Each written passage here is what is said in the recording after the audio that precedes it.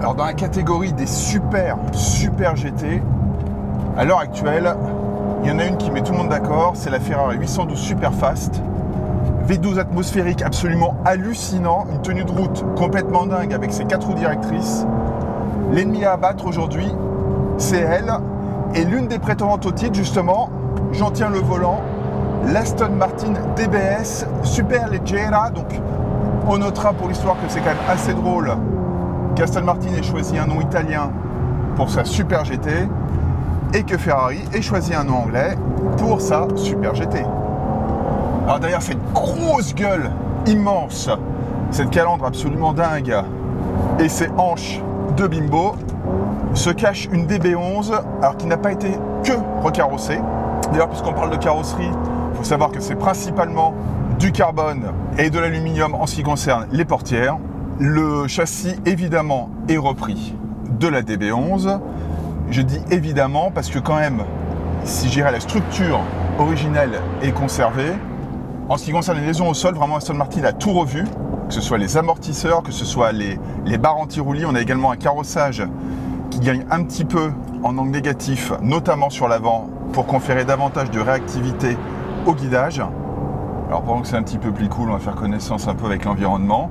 C'est du copier-coller, à part les sièges qui sont légèrement plus fins, légèrement plus sportifs, qui sont a priori repris à la Vantage, mais à part ça, il n'y a vraiment aucune différence. On est vraiment à bord d'une DB11.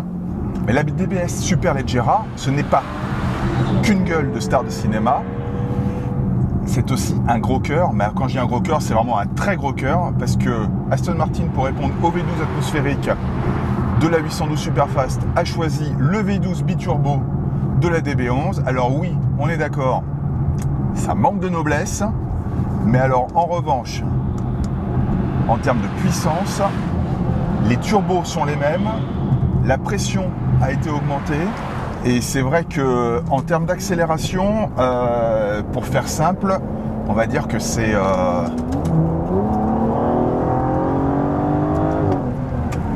brutal. Notamment lorsqu'on met le mode Sport Plus. Oh là là, avec des mises en vitesse pour le coup qui sont quand même complètement dingues. Alors on va pas le cacher, l'échappement a été revu, donc ça fait vraiment plus de bruit que la DB11 et ça on s'en plaint pas. Après on est quand même loin du lyrisme du V12 italien. Alors en termes de couple, ça dépote, mais alors sévère.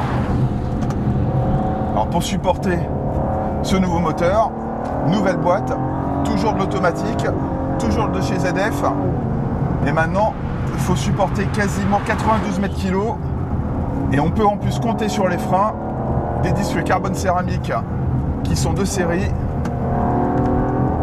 Alors non, la DBS Superleggera n'est pas une sportive pure et dure, mais ça tombe bien, Aston Martin ne prétend pas que c'en est une. Mais alors quel GT!